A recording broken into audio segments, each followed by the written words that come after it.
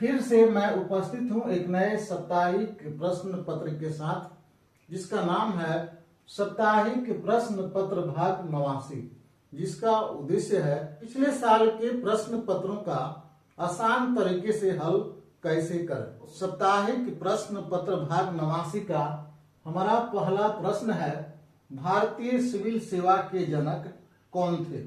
जिसका A option है Lord William बेटिक, जिसका बी ऑप्शन है लॉर्ड कॉर्नवालिस, जिसका सी ऑप्शन है लॉर्ड डलहौजी और जिसका डी ऑप्शन है उपयुक्त में सभी। तो इस प्रश्न का सही जवाब है ऑप्शन बी लॉर्ड कॉर्नवालिस, यानी लॉर्ड कॉर्नवालिस भारतीय सिविल सेवा के जनक माने जाते हैं। हमारा ए ऑप्शन है लॉर्ड विलियम वेटिक।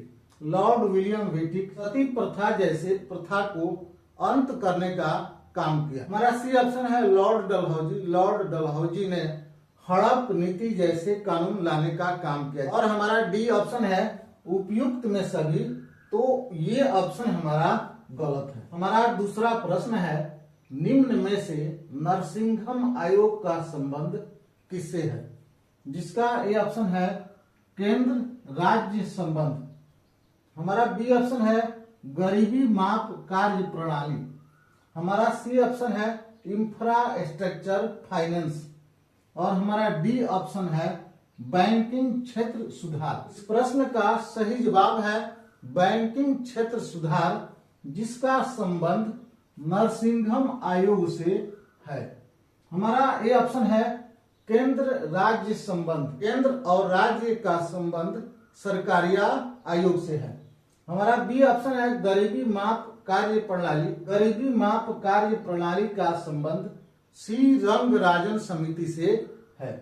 हमारा सी ऑप्शन है इंफ्रास्ट्रक्चर फाइनेंस का संबंध पारिख समिति से है। हमारा डी ऑप्शन है बैंकिंग क्षेत्र सुधार, जिसका संबंध नरसिंघम आयोग से है, जिनका संबंध नरसिंघम आयोग से है। हमारा तीसरा प्रश्न है, विश्व रेड क्रॉस दिवस कब मनाया जाता है? ए ऑप्शन है 1 मई, जिसका बी ऑप्शन है 3 मई, जिसका डी ऑप्शन है 8 मई और जिसका डी ऑप्शन है 12 मई।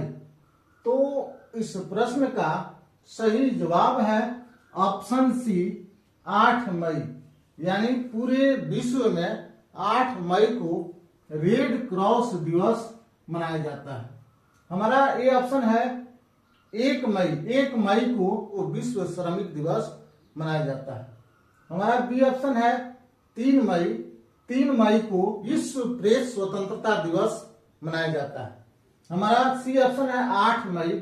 8 मई को विश्व रेड क्रॉस दिवस मनाया जाता है। और हमारा डी ऑप्शन है 12 मई अंतर्राष्ट्रीय नर्स दिवस मनाया जाता है। हमारा चौथा प्रश्न है, निम्न में कौन सी रचना जयशंकर प्रसाद जी की नहीं है? जिसका ए ऑप्शन है झरना, जिसका बी ऑप्शन है आंसू, जिसका सी ऑप्शन है लहर और जिसका डी ऑप्शन है साकेत। तो इस प्रश्न का सही जवाब है ऑप्शन डी साकेत, यानी साकेत रचना जयशंकर प्रसाद जी की नहीं है। तो यह रचना मैथिली शरण गुप्त की है। यह हमारा ए ऑप्शन है झरना, यह रचना जयशंकर प्रसाद जी की है। हमारा बी ऑप्शन है आंसू, यह रचना जयशंकर प्रसाद जी की है। और हमारा सी ऑप्शन है लहर, तो ये रचना जयशंकर प्रसाद जी की है। हमारा डी ऑप्शन है साकेत, तो साकेत रचना मैथिली शरण गुप्त की है। हमारा पांचवा प्रश्न है, निर्वाचन आयोग भारतीय संविधान के किस अनुच्छेद में वर्णित है? जिसका ए ऑप्शन है अनुच्छेद 280। हमारा बी ऑप्शन है अनुच्छेद 324।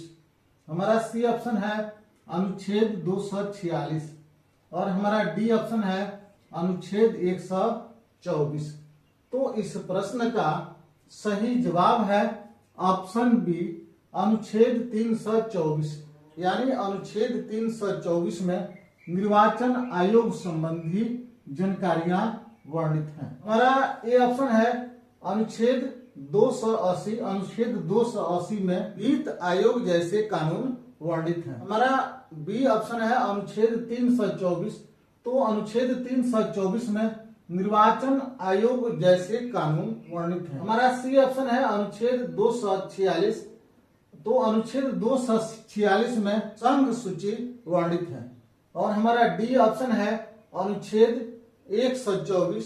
तो अनुच्छेद 124 में भारतीय सर्वोच्च न्यायालय की स्थापना हुई। हमारा 7वां प्रश्न है वायुमंडल में ऑक्सीजन की मात्रा लगभग कितनी है? जिसका ए ऑप्शन है 78%, जिसका बी ऑप्शन है 21%, जिसका सी ऑप्शन है 0.93% और जिसका डी ऑप्शन है 0.04%।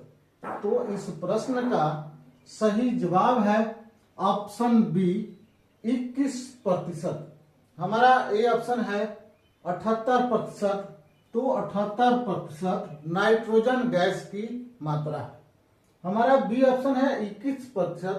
तो 21% ऑक्सीजन गैस की मात्रा है। हमारा सी ऑप्शन है 0.93%। तो 0.93% ऑर्गन गैस की मात्रा है। हमारा डी ऑप्शन है 0.04% कार्बन डाइऑक्साइड गैस की मात्रा है। हमारा 8वां प्रश्न है निम्न में किसके कारण जुकाम की बीमारी होती है? जिसका ए ऑप्शन है जीवाणु, जिसका बी ऑप्शन है विषाणु, जिसका सी ऑप्शन है कवक और जिसका डी ऑप्शन है प्रोटोजुआ। तो इस प्रश्न का सही जवाब है ऑप्शन बी विषाणु, यानी विषाणुओं के कारण जुकाम जैसी बीमारी होती है। हमारा ए ऑप्शन है जीवाणु। तो जीवाणु के कारण टीबी जैसी बीमारी होती है। हमारा बी ऑप्शन है विषाणु। तो विषाणुओं के कारण जुकाम जैसी बीमारी होती है। हमारा सी ऑप्शन है कवक।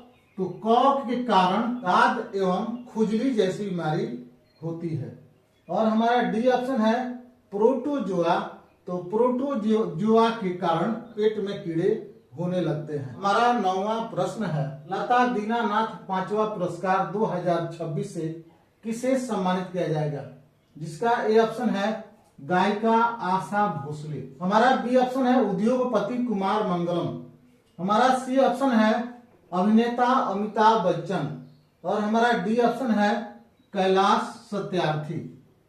तो इस प्रश्न का सही जवाब है ऑप्शन डी कैलाश सत्यार्थी, यानी लता दीनानाथ 5वां पुरस्कार 2026 से कैलाश सत्यार्थी को सम्मानित किया जाएगा। हमारा ए ऑप्शन है गायिका आशा भोसले, जिन्हें 2023 में लता दीनानाथ पुरस्कार से इन्हें सम्मानित किया गया। हमारा बी ऑप्शन है उद्योगपति कुमार मंगलम। तो उद्योगपति कुमार मंगलम को 2025 में इन्हें सम्मानित किया गया। हमारा सी ऑप्शन है अभिनेता अमिताभ बच्चन, जिनको 2024 में लता दीनानाथ पुरस्कार से इन्हें सम्मानित किया गया। और हमारा डी ऑप्शन है कैलाश सत्यार्थी, जिन्हें लता दीनानाथ 5वां पुरस्कार 2026 से इन्हें सम्मानित किया जाएगा। साप्ताहिक प्रश्न पत्र भाग 89 के इन्हीं जानकारियों से हम विराम लेते हैं और फिर मिलते हैं अगले हफ्ते साप्ताहिक प्रश्न पत्र भाग 90 के साथ।